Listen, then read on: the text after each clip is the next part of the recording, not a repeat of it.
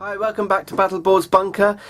Today we're going to be looking at another exciting project that we'll be working on. This one we've been working on for a few months now, so we'll sort of catch up with what we've been up to. This one's a 40k board based around the space walls, so an icy planet, Fenris. And it's quite a big project, so we're sort of going through the process of what we did to make it. First thing we needed to do was to have a look at the design, so I sketched up a rough idea of what the project was going to look like before moving on to 3D virtual model. This gives us much more flexibility within the design, so I can see how big things are going to be. And as you can see from these images, I've sort of added and worked up the 3D model, introducing more elements, mainly in discussion with the client as part of the design process. It's worth remembering that these 3D images are only really representative of the actual final board. They should be treated more like sketches and nothing else. So the final board could look quite different to the 3D modelling, but it does give us a good idea of what the sort of size of the project will be. Okay, so this is the first of the two boards to go with the whole sort of Spaceball theme. This is the sort of water's front here on this side, and then it's going to break up into the ice. So obviously there's a lot more work to be done. We've just taken the standard Battleboards boards and carved out where we roughly want the water to go, but we still need to do a bit more work on it. All we've done is literally just sort of chiseled out the board, because the boards aren't polystyrene. Again, they're quite strong, so there's no need to worry about protecting the surface at this stage, and it's all going to be covered in a resin coat anyway to create the water effect. So just thought I'd show you the sort of basic sort of shape that we've come up with. We've also made the boards so they're reversible, so the boards will spin round and match the other way, so that's quite important to try and get as much flexibility in the design as possible, and you know, it'll just break things up and make the board look different when they're switched around and things.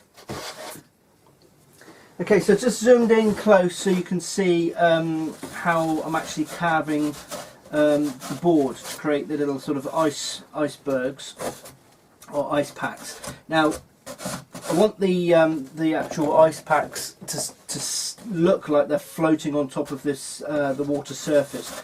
So I'm just carving away quite nicely and creating this sort of undercut, so it looks like the water is sort of you know, washed up and down for a bit and actually melted the iceberg away, and that way they'll start to look like they're actually floating on top of the water surface, as opposed to sort of blending in with it as if it was in sort of you know, mud or sand or something like that. So I'm just going to go around. This takes quite a long time, so I have to do them all and individually sculpt each one. Update on the board so far. As you can see, a lot has happened. We're about 2 weeks ago from our last movie, so you can see we've added a lot more. All the icebergs have been sculpted out. The two boards are together this way around, but they also swap over, so the large rock work sort of meets up both sides, and I'll show you how that looks a bit later on. And now we're just sort of putting the main sort of undercoat on, changing the brown standard battle board to white, and then it will all start to make much more sense when it's all one colour, and then we can start adding the paintwork and do the finishing for the rock work. So we've also created some steps up to this little plateau on either side, and started to put in the crystal shards as well. So it's all looking really cool, but not making a lot of sense in a brown colour. So we get that painted, and then you can see what it looks like when it's more or less the same, more or less the right colour. Okay, so we've added the base coat, and it's making a lot more sense. Now it's not brown and the sort of colours coming through. We've still got a lot more work to do on it, but I just thought I'd give you a quick look at what it looks like at this stage. So it's all making a lot more sense. The archway and everything's all now white. We've base coated the rock work ready for its top coat, and I've put in the small harbour section just so you can see where that that goes. We've made the harbour section removable, so that can be moved out the way completely and just have an open board, or it can be placed anywhere else that it can sit. So it's looking really nice. Okay, so we thought we'd set up the board so you could show the progress so far. This is incomplete, so we've still got a lot of resin work to do on the water and sort of some icy effects and things, and some snow, but hopefully this sort of flyover will give you an idea of what the table is going to look like.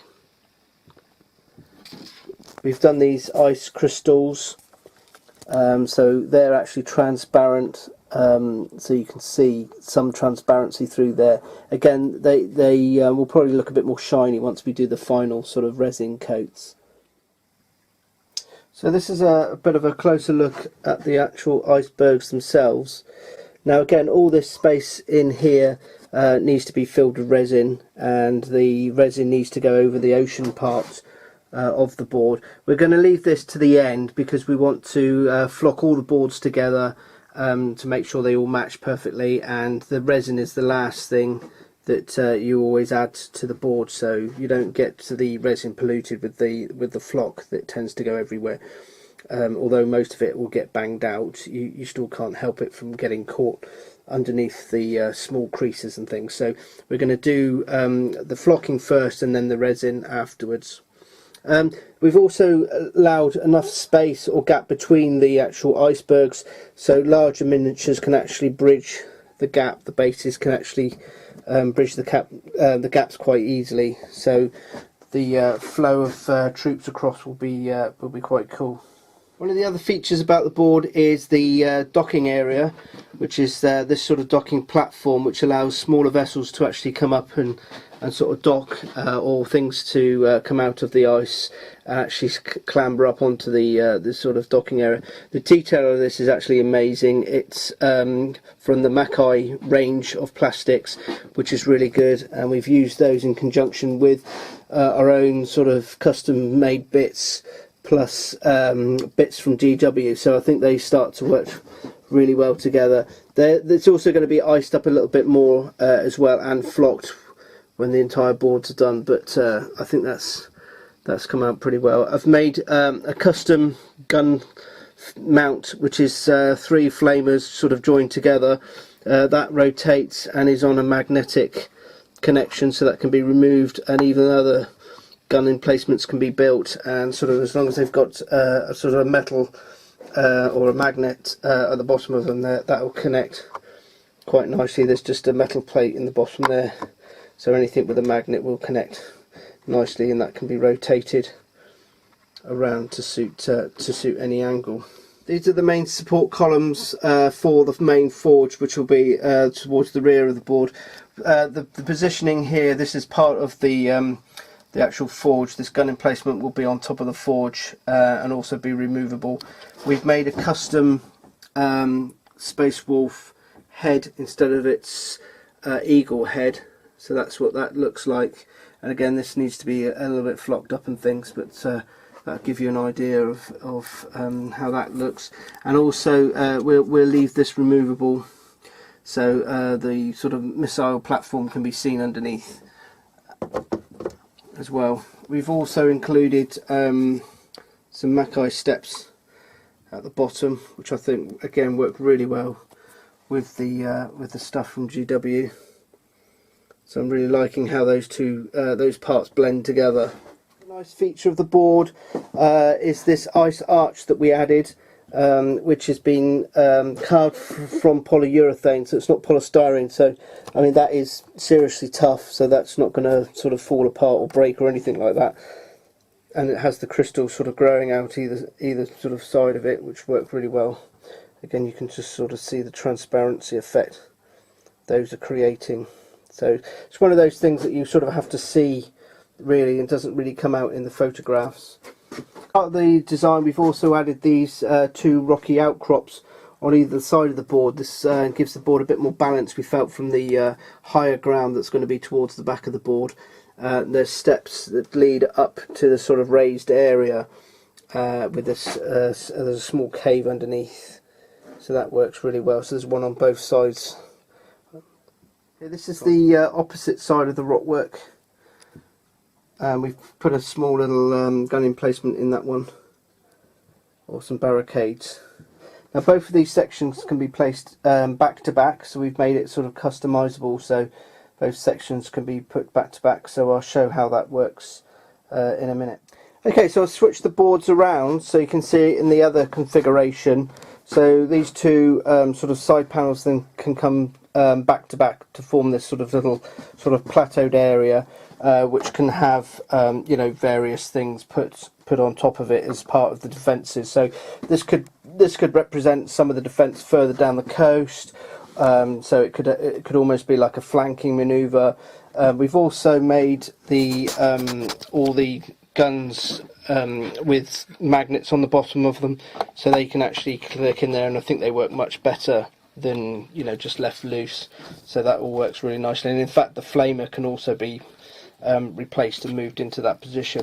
But I think it gives you you know, an idea, a sort of different angle and a sort of different look for the board, which we try and build in to make it as flexible as possible, so you're not always playing on the same board. Again, I've removed all the forge and sort of just placed it over to the one side, just to show an example of what that sort of could look like. And there's two more boards at the back yet to be made with the main defence. So I hope that gives you an idea of what the project looks like so far. It's still got a lot of work to be done on it, but hopefully that'll give you some inspiration and an idea of what we're up to. We've got lots of flocking and resin work to do left on it.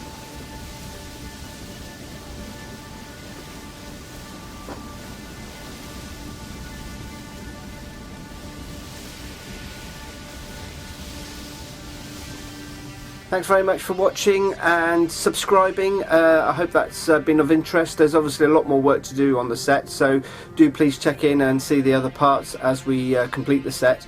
But thanks very much for watching.